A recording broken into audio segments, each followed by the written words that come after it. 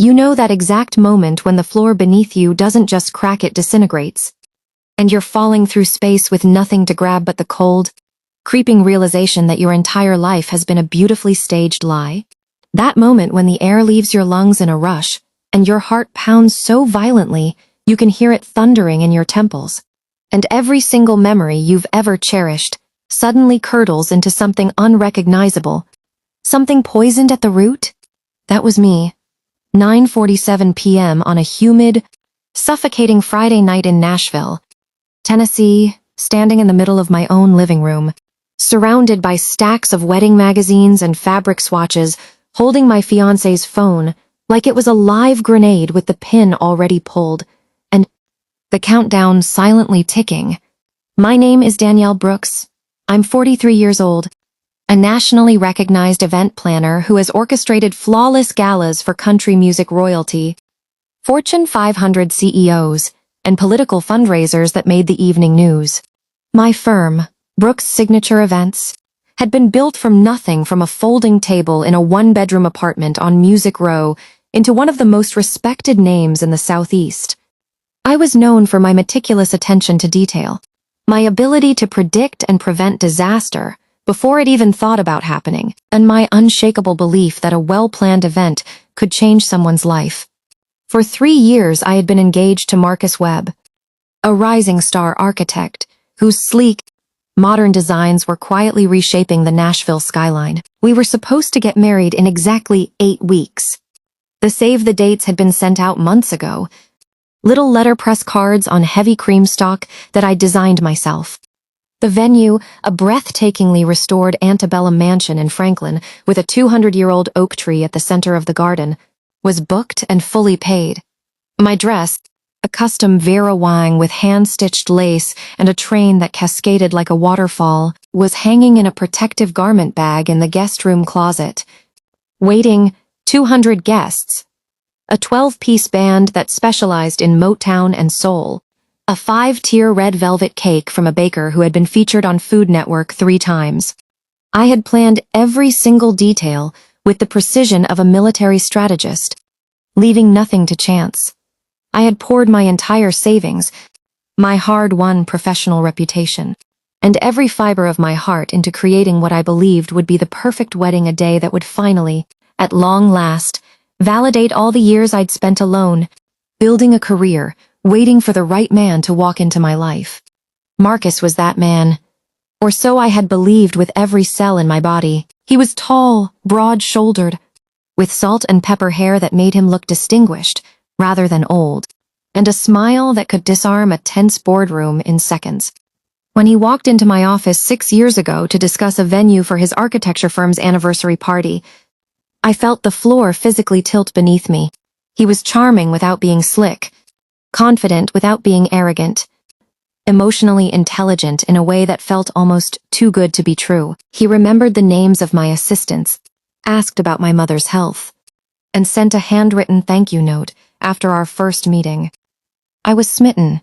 We dated for 3 years before he proposed on the rooftop of the Thompson Hotel in the Gulch, the Nashville skyline glittering behind him like 1,000 tiny diamonds. A 4-carat antique cut diamond in a vintage platinum setting, glinting in the candlelight. I said yes through happy, disbelieving tears. I believed I had finally, against all odds, found my person, the one, the partner I would grow old with. But that phone, that sleek, impersonal slab of glass and metal resting innocently on our reclaimed barn-wood coffee table, held a truth that would obliterate every single one of those beliefs. Marcus had left it behind purely by accident. He'd dashed out 20 minutes earlier to pick up a late-night craving from a taco truck on Nolensville Pike, the kind of spontaneous errand that had always charmed me. I was curled up on the leather sectional, a half-finished seating chart spread across the ottoman, when his phone buzzed with a text notification that snagged my attention from across the room. The name on the screen was Vanessa, my best friend, my chosen sister, my maid of honor, the woman who had stood beside me, literally and figuratively, through my mother's funeral, through my terrifying cancer scare, through every high and low of my adult life. The message preview read in plain, Devastating text, can't wait to see you tonight. I miss you. Love you more than anything. V, love you. I miss you. Delete this before she sees it. The words blurred, then sharpened, then blurred again as my eyes filled with a mixture of disbelief and dawning horror. My hand trembled so violently I nearly dropped the phone onto the hardwood floor. I unlocked it. Marcus had given me his passcode years ago, a gesture I'd taken as the ultimate proof of his total transparency, and opened the message thread. What I found was an archive of betrayal so extensive, so meticulously documented, so casually cruel, that it felt like a novel written in poison and bound in the skin of my own trust.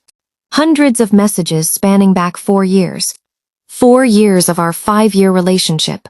Photographs I can never, ever unsee, no matter how much therapy I undergo. Voice memos that made my stomach heave and bile rise in my throat. Plans, promises, pet names, mockeries of me so vicious they felt physically violent. They called me the ATM. They called my carefully saved wedding fund the escape plan.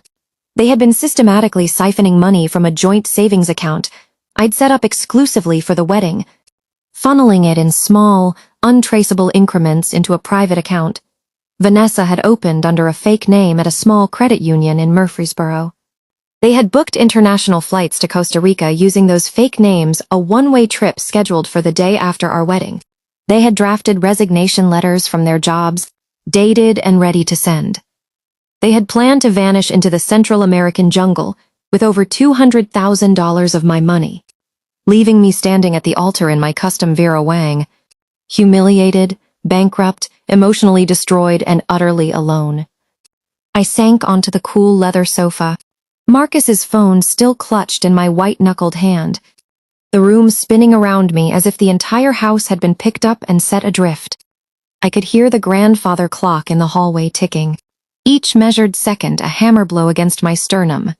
Buddy, our sweet, intuitive golden retriever, padded softly over from his bed by the fireplace and rested his heavy head on my knee, his warm brown eyes looking up at me with an expression that could only be described as concern.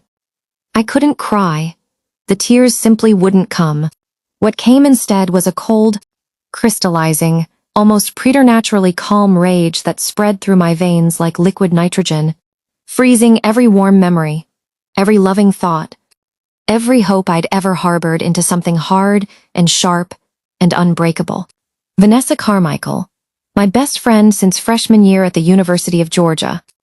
We'd been randomly assigned as roommates in a cramped, cinderblock dorm room in Athens, bonding immediately over cheap boxed wine, late-night cram sessions, and dreams of escaping our small southern hometowns for something bigger. She was, I had always believed, the sister I never had. When I started my event planning business from the kitchen table of my tiny one-bedroom apartment, she was the one who lent me seed money, $5,000 she'd saved from her first job, handed over with a hug and a whispered, "I believe in you." When I was diagnosed with melanoma at 35, a terrifying shadow on a routine scan, she was the one who drove me to every single chemo appointment, who held my hand in the sterile waiting rooms, who gently shaved her own head in solidarity when my hair began to fall out in clumps, and who sobbed with uncomplicated joy when the scans came back clear.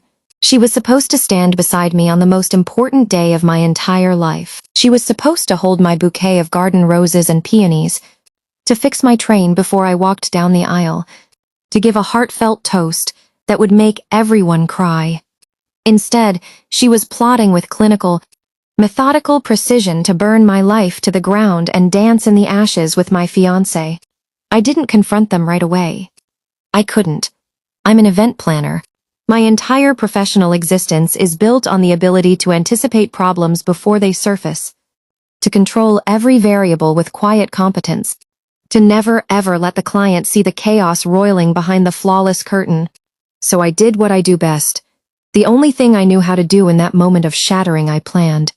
I spent the next 72 hours in a strange, dissociative fugue state of quiet, methodical investigation. I smiled at Marcus over morning coffee, kissed his cheek, asked about his day. Meanwhile, I was copying every single message, every damning photo, every email I could access from his accounts, and from the cloud backups he'd forgotten to secure. I hired a forensic accountant named Patricia Holloway, a no-nonsense, steel-spined woman in her mid-60s who had spent 20 years working white-collar fraud cases for the Tennessee Bureau of Investigation before hanging out her own shingle. Patricia had a voice like gravel and a gaze that could bore through concrete. I handed her everything I had, and she traced the money with the patience of a master jeweler. Her findings were devastating. Vanessa had opened 3 credit cards in my name, using my social security number, racking up tens of thousands in debt. She had taken out a fraudulent home equity line of credit against my condo using forged signatures that were chillingly accurate. She had drained nearly $80,000 from my business accounts over 2 years. Small enough amounts each time that my accountant had flagged them as vendor payments. She had been methodically dismantling my financial life, one calculated transaction at a time, while I was busy planning my dream wedding and loving a man who was in on the heist. But the betrayal went even deeper than money, into the emotional and psychological territory where true evil resides. Patricia, who had contacts everywhere, also discovered that Vanessa had been systematically, deliberately isolating me from my entire support network for years.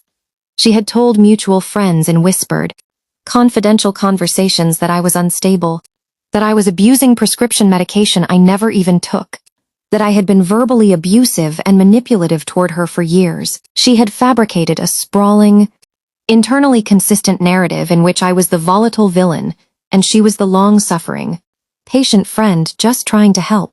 Several people I'd considered close, people whose weddings I'd planned for free, whose children I'd babysat, had quietly distanced themselves, believing her lies without ever once asking me for my side of the story.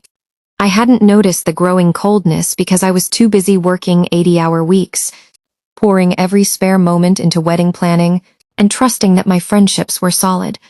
And Marcus wasn't a victim of Vanessa's manipulation. He was a willing, enthusiastic, gleeful co-conspirator. The messages I found showed him laughing at Vanessa's cruel, cutting jokes about my body, my ambition, my desperate, almost pathetic need to be loved. He had helped her practice my signature until it was indistinguishable from the real thing.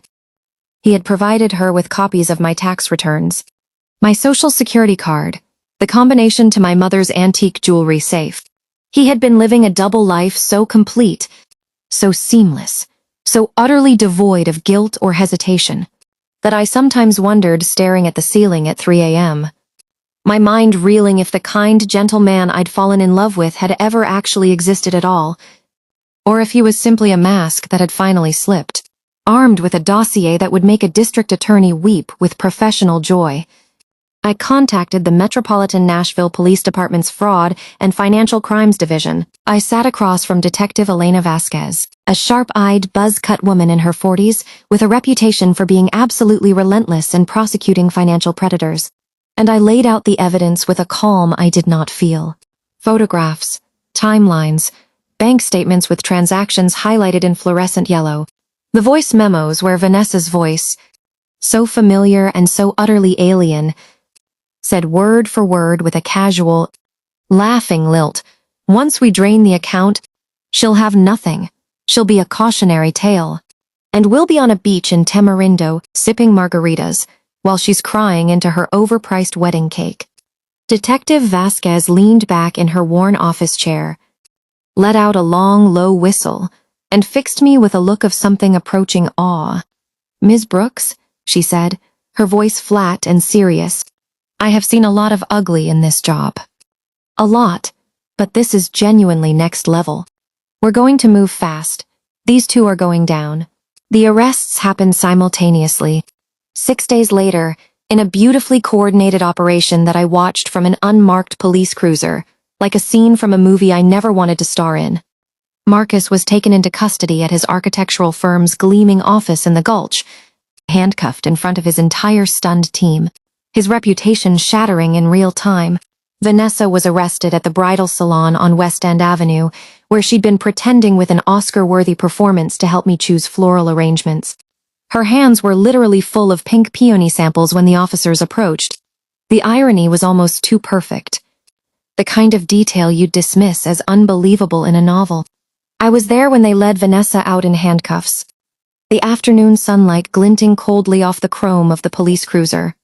Her eyes found mine through the small crowd of onlookers and salon employees. For a brief moment, I expected to see rage, defiance, maybe even a flicker of remorse or shame.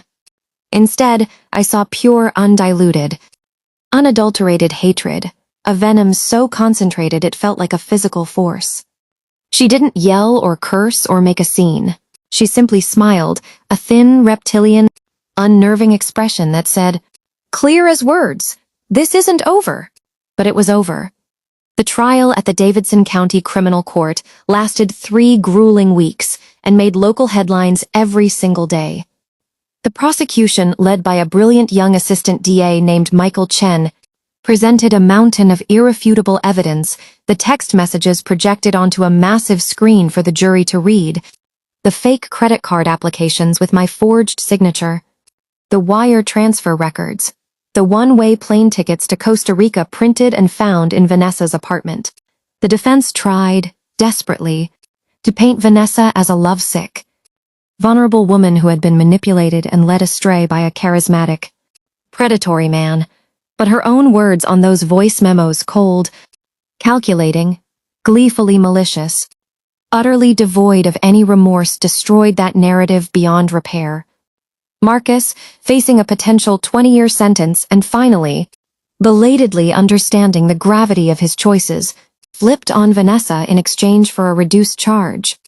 He testified, voice cracking and hands trembling, that she had orchestrated everything from the very beginning, that she had slowly and methodically manipulated him over years, preying on his hidden insecurities and weaknesses, molding him into a person he no longer recognized. I didn't believe his sob story for a single second. But I didn't need to. The jury didn't either. They convicted Vanessa on all 12 felony counts: aggravated identity theft, wire fraud, forgery, conspiracy to commit grand larceny, and a host of related financial crimes. She was sentenced to 18 years at the Tennessee Prison for Women, with no possibility of parole for 12. Marcus pleaded guilty to conspiracy and fraud charges, receiving 5 years of strictly supervised probation, 500 hours of community service, and a court order to pay full financial restitution. His architecture license was suspended indefinitely by the state board. His reputation, once so luminous, was reduced to cold gray ash. The day of sentencing, I was allowed to make a victim impact statement. I stood at the polished wooden podium in a simple navy blue suit, my hands miraculously steady, my voice clear and unwavering. I looked directly at Vanessa, who stared back at me with that same thin, reptilian smile she had worn since her arrest. And I spoke words I had rehearsed 100 times in the mirror. "You took my money. You tried to take my future. You tried to make me believe I was worthless, unlovable, and disposable, but you failed. You failed completely and utterly, because I am still standing here, and you are going to prison for a very long time. Everything you did, every lie, every theft, every cruel manipulation you did to yourself. I am not the cautionary tale in this story, Vanessa. You are." She lunged toward the gallery barrier, her composure finally cracking, screaming a string of obscenities so raw and so vicious that the bailiffs had to physically restrain her. I didn't flinch. I didn't step back. I simply turned, walked out of that courtroom into a crisp, golden autumn afternoon, and took the first full, deep, unrestricted breath I had taken in months. The rebuilding process, I'll be honest, was far slower and far more painful than I ever expected. The wedding, the one I had spent 2 years of my life planning down to the last hand-stamped detail, was, of course, canceled with a series of phone calls that left me hollowed out. I returned the dress, the one that had made me feel like a princess. I called off the caterers, the florists, the band, the photographers, the videographer. I lost non-refundable deposits worth tens of thousands of dollars, but the money didn't matter anymore. What mattered, what ached like a physical wound, was the gaping, ragged hole where my ability to trust used to reside. I started intensive therapy with a trauma specialist in Belle Meade, a kind woman with silver hair and an office that smelled like lavender. I attended support groups for victims of betrayal trauma and financial abuse, sitting in folding chairs in church basements, listening to stories that mirrored my own in ways that were both heartbreaking and profoundly comforting. I screamed into pillows until my throat was raw. I wrote long, rambling, angry letters I'll never send, filling entire notebooks with the poison I needed to extract from my soul. I let myself grieve not just the loss of a romantic relationship, but the far deeper loss of a friendship I had believed, for over 2 decades, was as real and solid as the ground beneath my feet. My parents, who lived in a quiet retirement community in Mount Pleasant, South Carolina, were utterly devastated. They had loved Vanessa like a second daughter. She had spent holidays at their table, joined family vacations, and called them on their birthdays.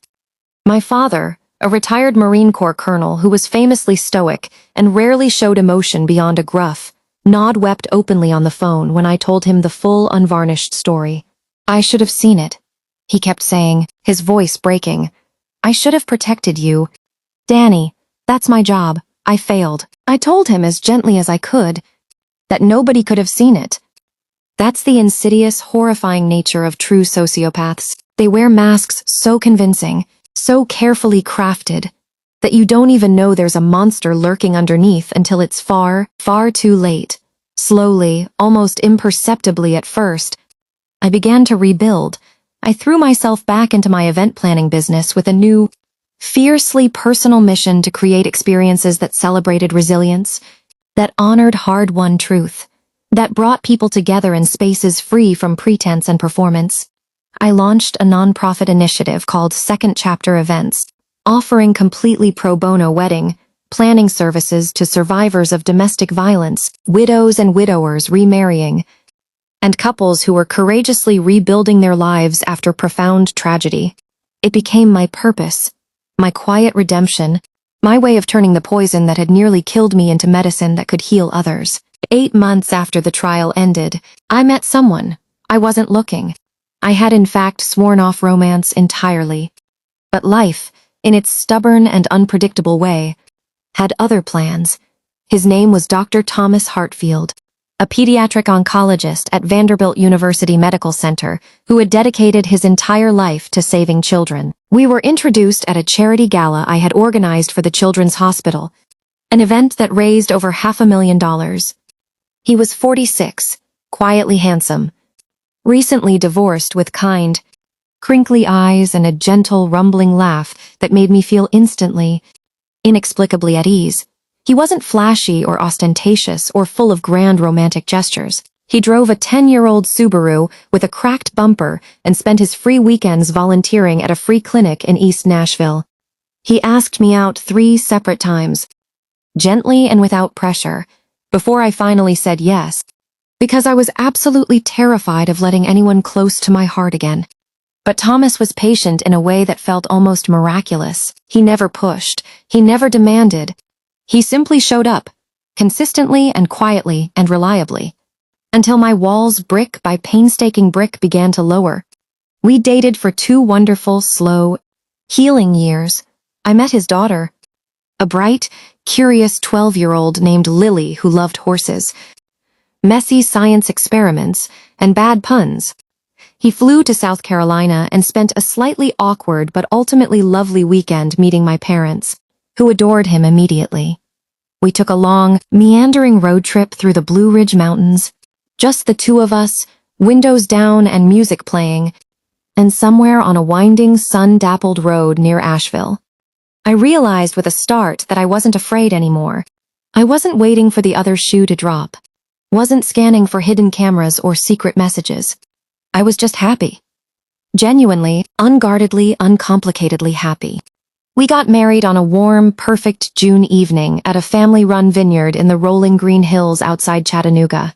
60 guests, just family and the closest of friends. String lights twinkling overhead like earthbound stars. A simple white dress I bought off the rack at a boutique on Music Row, because I had learned, in the deepest part of my soul, that the dress is not the marriage and the wedding is not the life that follows.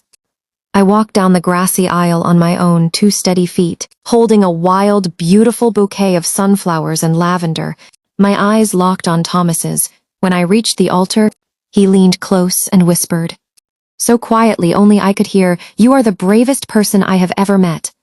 And I believed him.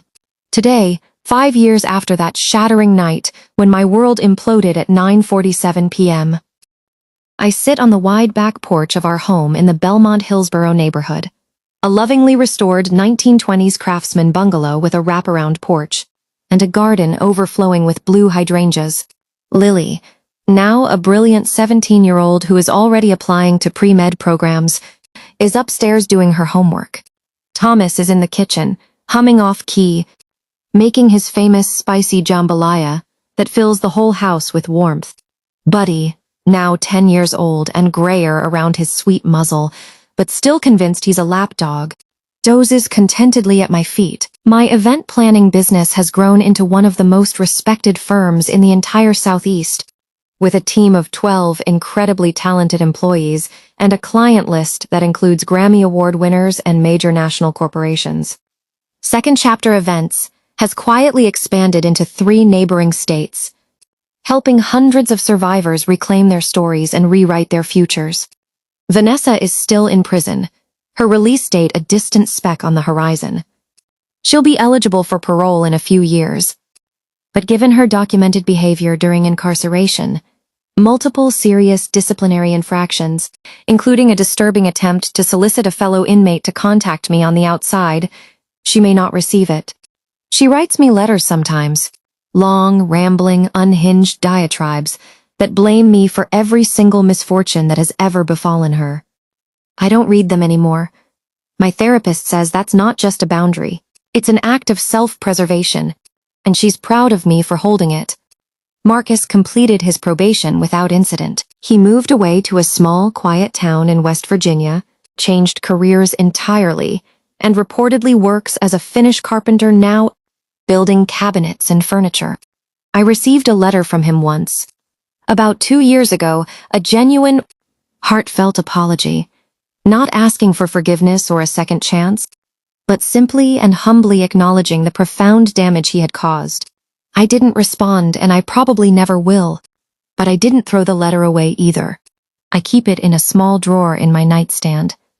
Not as a token of hope, but as a quiet reminder that people can change, that redemption is possible, even if the door to my life remains permanently closed to those who shattered it. What have I learned from all of this? I've learned that trust isn't something you hand over freely and forever, like a blank check. It's something you build, brick by careful brick, with people who prove themselves consistent and safe over significant time. I've learned that the most dangerous predators don't wear ski masks and lurk in dark alleys. They wear friendship bracelets. They sit at your dinner table. They toast you at your engagement party. And they know exactly where you keep your spare key. I've learned that forgiveness isn't about absolving the person who hurt you. It's about releasing the death grip that hatred has on your own soul so that you can finally breathe again. I forgave Vanessa in my own time and on my own terms, not for her sake, but because I simply could not carry the crushing weight of that hatred any longer without it destroying me. And I've learned, perhaps most importantly of all, that life's most devastating, heart-stopping plot twists can sometimes become the opening chapter of a story far more beautiful than the one you thought you were writing. The worst night of my life, 9:47 p.m., standing barefoot in my living room, holding a phone full of lies and betrayals was also, in a way I couldn't possibly have seen at the time, the night I finally began to save myself. I didn't know it then. I couldn't see it. All I could see was the ruin. But that moment, that complete and utter shattering, was the necessary beginning of my liberation. So if you're in a place right now where the ground has disappeared beneath your feet, where someone you trusted with your whole heart has gutted you, where you can't see even a flicker of light ahead, hold on. Just hold on with everything you've got. You are not alone in the dark. You are not broken beyond repair. You are not defined by what someone else did to you in their cruelty or their weakness. You are defined by what you choose to do next. And what you do next, no matter how small or tentative, could be the most powerful, courageous thing you've ever done. If this story hit you somewhere deep, I would be so grateful if you'd tap that like button. It only takes a second, but it genuinely helps these videos reach more people who might need to hear them. Then, I'd love for you to drop a comment if you were in Danielle's shoes. Would you have been able to trust again? Have you ever had to rebuild your life after someone you loved tore it apart? I read every single comment, and the conversations in this community are what make it so special. If you haven't already, make sure you subscribe and ring that notification bell. I share these immersive, true-to-life stories of resilience and redemption every day at 7 a.m. Eastern. And I don't want you to miss a single one. If someone you know is walking through a devastating betrayal right now, send them this video sometimes. A story is the only proof we need that we're not alone, and that survival is possible. Got a story idea or a situation you'd like to see me bring to life in a future video? Leave it down in the comments or find the submission link in the description. I might just tell your story next. Until next time, hold your circle close. Trust that little voice inside you, and remember the cracks in your life are where the light eventually gets in. You are so much stronger than you know. And your best, most beautiful chapters are still waiting to be written. See you tomorrow.